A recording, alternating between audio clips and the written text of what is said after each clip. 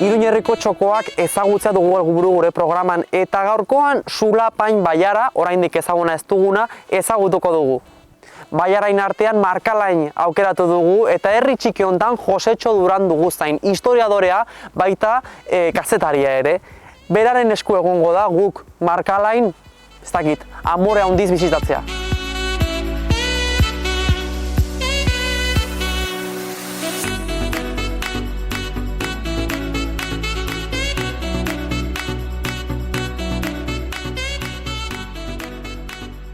Gurekin dugu Josetxo Duran, ongi etorria Josetxo, gure saiora.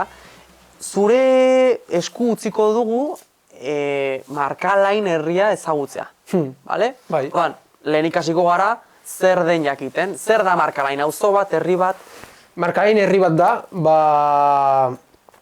Sulapain ibarrean kokatuta dagoena. Vale. 50 biztanle inguru ditu. Eta Iruñatik 20 minututara gutxora kokatuta dago. Juslapaina edo Sulapain ibarra, 14 herriz osatutako ibarra edo udalerri bat da. Eta, gutxora 550 pertsona gara. Osotara. Bai. Ze herri ditugu hemen ingurua Markalain mugan?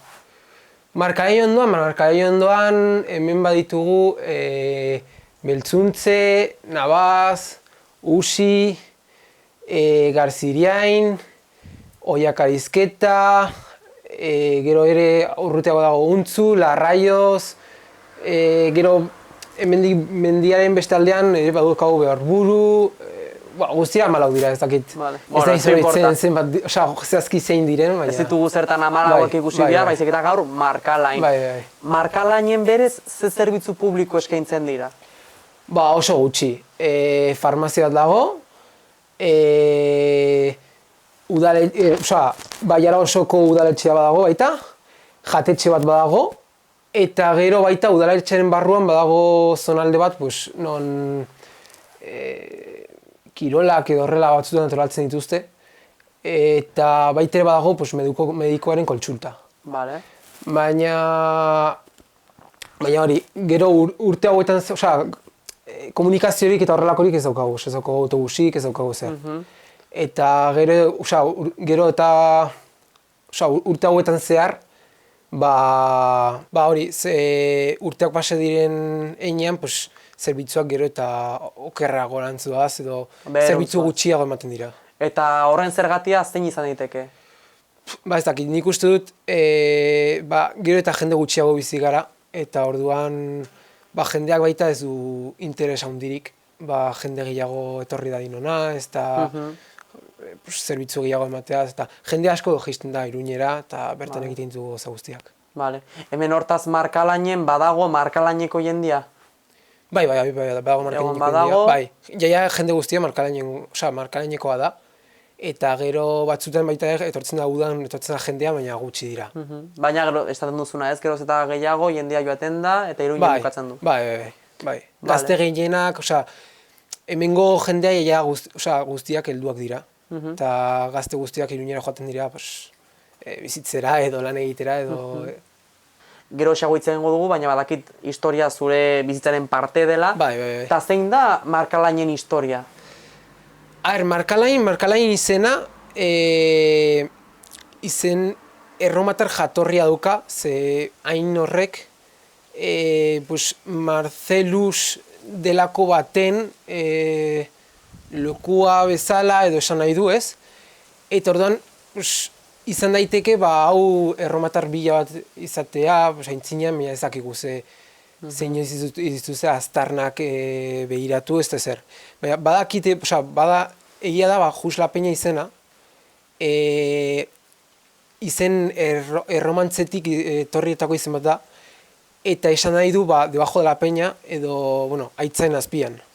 Eta oran, honek errazioa dauka, ze hemen justo Behorburu eta Osakar herrien goiko zonaldean, aurkitu egin dituzte, ermita erromaniko baten aztarnak. Abaitu. Eta badira, 10. edo 11. mendeko, ermita ez, monastegi batena.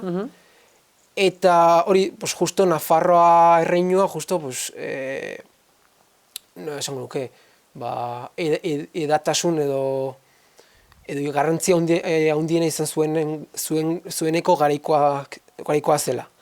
Eta, bueno, ba, bertan monjeak edo horrelako bizi ziren, eta uste da, ba, horko monastegi hau, ba, Nafarroko defentsa sarearen barruko parte zela, osea, Nafarroko mendi askoren putetan bazuden pues, ermitak, monastegiak, gazteluak, eta hauek pues, jartzen ziren hor, pues, etxaiak etortzen baziren, edo musulmanak, edo horrela normalean, bazekiten nondik etortzen ziren, eta abisatu zezaketen pues, hirietara, herrietara, eta hola.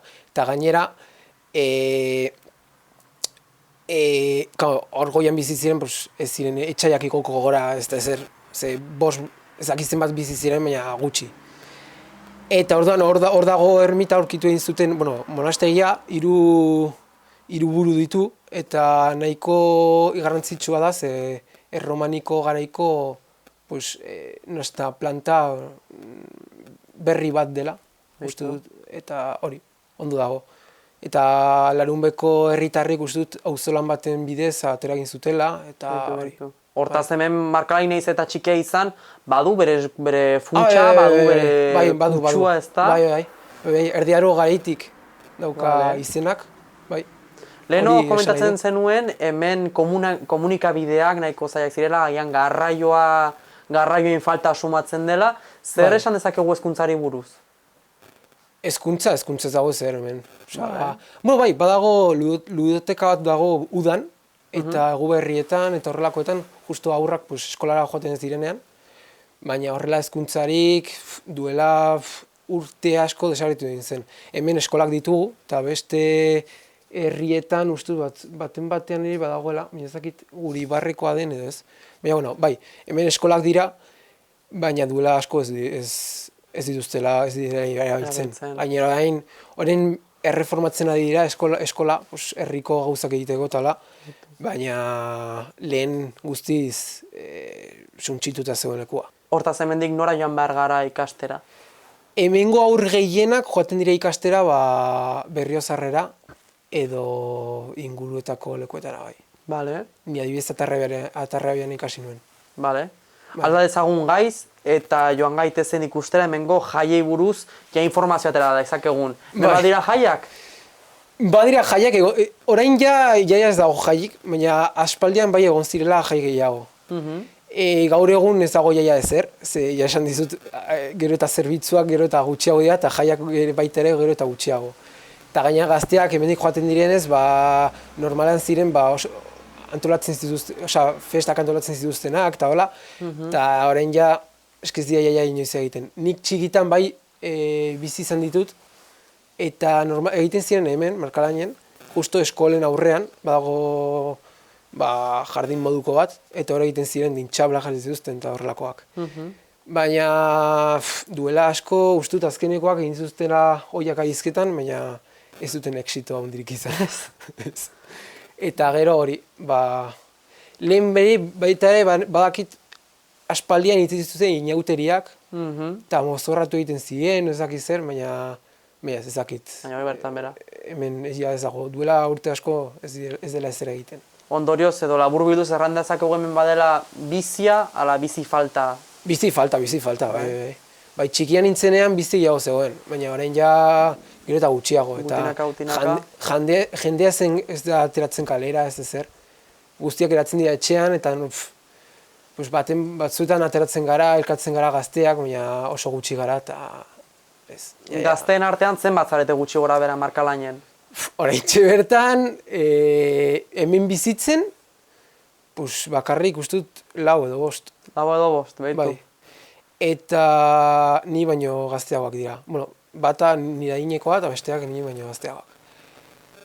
Eta gero, baita udan etortzen da jendea, nire adinekoak gutxi gora bera, eta, 8 gara edo... Eta txikitan ere 8-10 ginen. Ez gehiago. Euskarari dagokionez, hemen Markalainen biztanleek euskara biltzen dute, beste hizkuntza batzuetan hitz egiten dute? Herrian eta Baiaran jendeak euskeraz daki, jende askok euskeraz daki, baina normalean ez da hitz egiten. Badago jende hitz egiten duena, baina normalean jende gehienak hitz egiten du gaztelaniaz. Osea, gure artean, gainera gaztenon artean, pena bat da, baina gaztenon artean Gazteleraz askok dakigu, baina ez da hitz egiten, gaztelaniaz hitz egiten dugu. Bai. Honbe, 8 gaztelen artean eta ez baduzu gainera euskaraz hitz egiten, zein den duzue? Ja. Ez? Bai. Zuri buruz puxka jakitearren, Josetxo, zuk ze ikasi duzu, nun ikasten duzu, zein da zure grina? Ba, nik ikasi egin dut historia eta kazetaritza Bitu. Nafarroako Unibertsitatean. Eta, beno, hombre, gehiago gustuko dut historia, kazetaritza baino. Beraz, gustuko litzaiake, historiaren inguruko zerbaitetan lan egitea. Baina, bueno, hori, bai. Eta beste afizioik, beste, ez dakit, kirolzale amorratua zara? Bai, oso kirolaria naiz. Bereziki, bueno, txirrindularia naiz. Txirrindularekin? Mendiko txirrindularia imitzen ez bereziki. Errepikekoan ere, baina mendikoan bereziki, lasterketak egiten ditut eta horrelakoak. Eta, hombre, leku hau Markalain oso leku aproposa da, mendiko txirrindularentzat. Paraje ederra? Bai, mendi ugari ditugu, eta bereziki koronavirusaren ondoren, bakarrik udalerrian ibiltzen uste zutenean, bentaja handia izan nuen hemen, ze 30 kilometro karratu dira, Baiaran, eta noski, ibil nintzaken txirrinduraz nahi nuen lekutik. Noski eta 50 izanez, noski. Bakarrik etxekoak utxatuko dituzte. Hori da. Bueno, Josetxo, uste dut, utzi dizkia zula hor goguak usteko parajia, eta orain gure erronkari emango diogu hasiera. Zein da erronka, ezagutuko dugu zure eskutik hemen dauden 3 txoko garrantzitsunak. Zure bizitzan ederrenak, xarmangarrienak, berezienak, bai? Bale. Eta orduan guk bankutxo polita utziko dugu alde batera, eta hasiko gara. Bale. Bai? Bazen. Venga.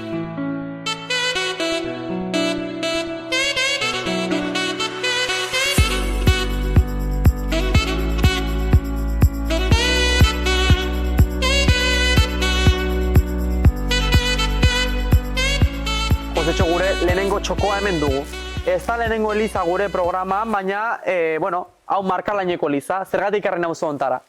Ba, hemen oso txikitatik oso horitzapen onak ditut.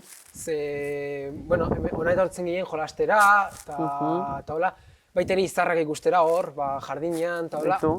Izarrak ikusten ziren, eta, Eta, horitzapen onak ditut, eta gainera, eliza, 13. mendekoa da, erromanikoa, eta, baditu elementu batzuk, gotikorantzerako, progresioa edo bilakaera egiten, ez? Adibidez, sarrera arku gotiko bat da.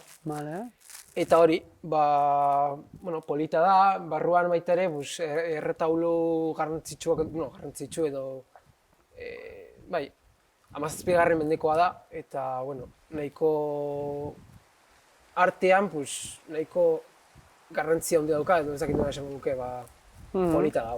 Zaten zenuen hemen, pasa dituzula denbora haunitz, zure lagunekin, nola egiten zenuten geratzeko? Noski lehen ez baitzegoen telefonik eta horrelakorik, ez? Zenuen ez da telefonik, ez da ezer. Normalean, oetik lehenengo altxatzen zena, edo Paskaldu ondoren lehenengoak bukatzen zuena, beste joaten zen etxez-etxe, tinbera ematen, eta ea jisten ginen. Bai, hori zen. Nola aldatu da toki hau guztia txikia zinenetik?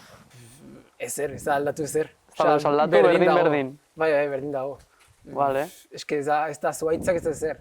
Zuaitzak pixkat, nosetan da, haunditu egin dira, baina ezer gehiago. Hemen badakigu zu historiadorea zarela, noski, eliza hau erabili duzu zure lanetarako? Ez dut inoiz erabili. Bai, pentsatuta denukan, eta hola, lanen batean, baina, eske, nik historia ikasi dut, eta arte ematen dugu, baina oso asignatura bat da, erdiako artea, asignatura bat ematen dugu, baina ez dugu gehiagorik ematen. Eta ordean, badakit zer den nire herria delako, baina, nik bereziki historian Vale. interesatuta edo, bai. Vale, gainera parejea hemendik oso polita da, dena ikusten baitugu, ezta? Bai. Eta hemendik ikusten dira beste herriak. Beste herriekin harremana baduzue?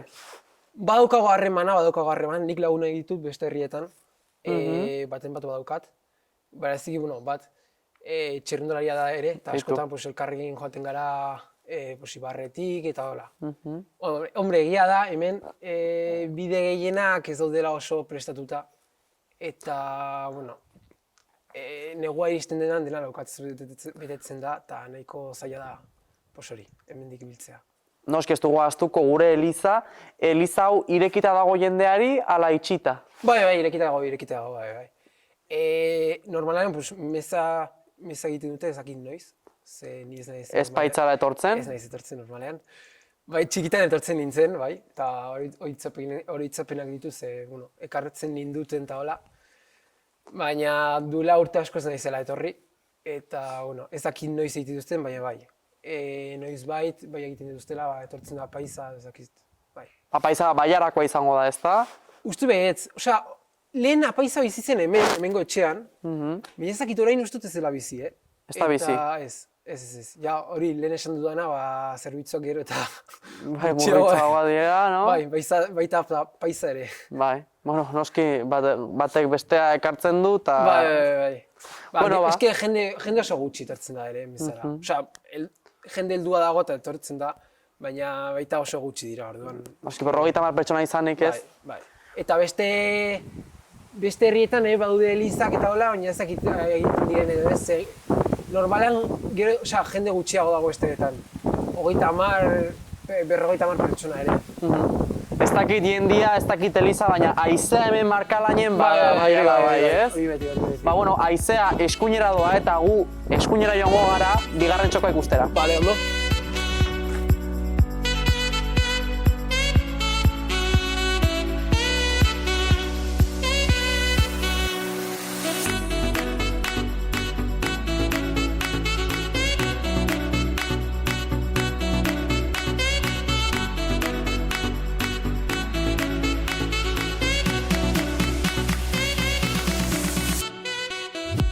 Gure eliza erromanikoa eta gotikoa utzi dugu eta bigarren txokoa hemen dugu. Errepide erdian, baina hemen badago iturri modukoat zer da, Josetxo? Hau da, aska eta iturria, herriko aska eta iturria. Beitu? Pixka bat ez dago oso zainduta, baina, eta horatzen badukagu, hemen gabitu egiten zuten arropa normalean, eta orain ja, kendu egin dituzte, kendu zituzten duela urte asko, aska edo moduko hori, eta orain banko batzuk jarri dituzte, eta hemen itxoiten da normalean okinaren furgonetara. Beitu? Hona etortzen da okina eta horrelakoak. Txikitan hemen baduzu oroitzapenik? Bai, hemen jolasten genuen txikitan normalean. Herria oso txikia da orduan. Bai, jolasten genuen hemen errepiaren ondoan. Eta bai, gauetan etortzen ginen hona, eta egoten ginen hor haizea edo euria egiten zuen hor sartuta. Bai, eta jolasten genuen hemen iturrarekin, globeekin, eta... Beitu zeinen ongi. Hori gehiago udan, ezta? Udan, bai.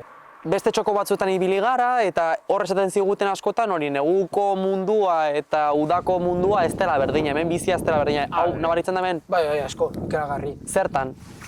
Udan, adibidez, esan dezaket gehiago txikian nintzenan, ze orain ja ez gara ateratzen asko horretik, baina txikian nintzen adibidez, udan bizitza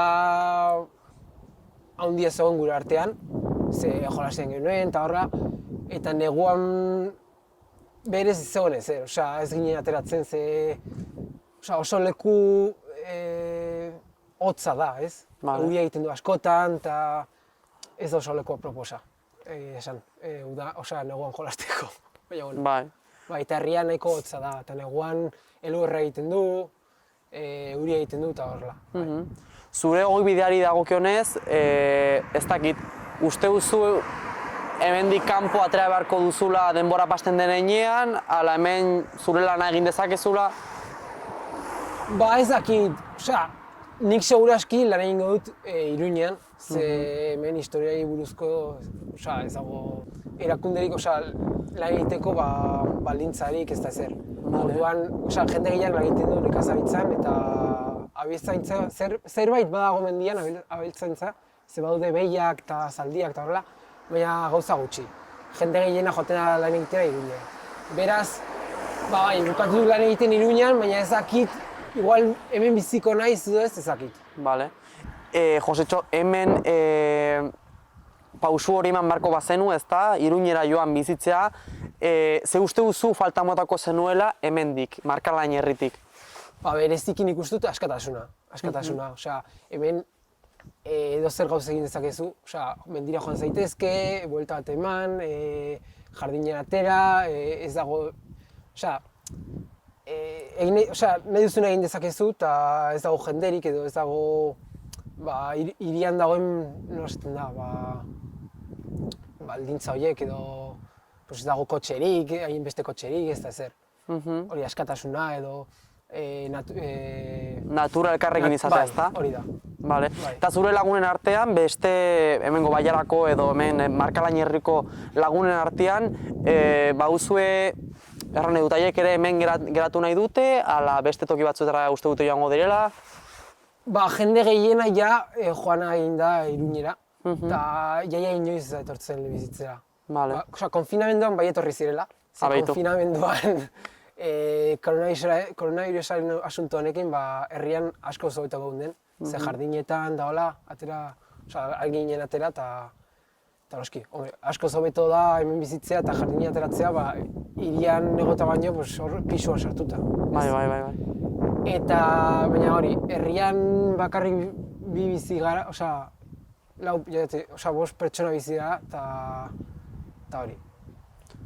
Igual hemen biziko dira ez dakit, baina ez dakit. Uste duzu Markalain herrian bizi gaztea egitea zaila dela? Bai eta ez. Kotxea baduzu, ez, ze Iruñatik 20 minututara zaude. Baina kotxea ez baduzu, niri kasua den bezala, nik ez daukat karneta. Pixka zailagoa da, ze gurasoek eraman behar zaituzte eta hola. Ni normalean, unibertsitatean nagoenean, normalean bizi naiz Iruñan. Baina noski, orain koronavirusaren asunto honekin hemen geratu gara. Gainera jaia klase guztiak online moduan ditut, eta orduan hobeto nago hemen. Baina, egunero klaseak izango banitu, edo kotxe ez baduzu ez duzu zer egitekorik. Ze autobusa badago hor Berrioplanon, kotxez 5 minututara, baina noski, bera jeitxe bat zara. Eta orduan nire guraseko jeitxe bat naute, bila esartu bat nahi badut. Bueno, aska utziko dugu alde batea, eta programa bukatzeko 3. txokoa falta zaigu. Bai, hori da. Venga, arata!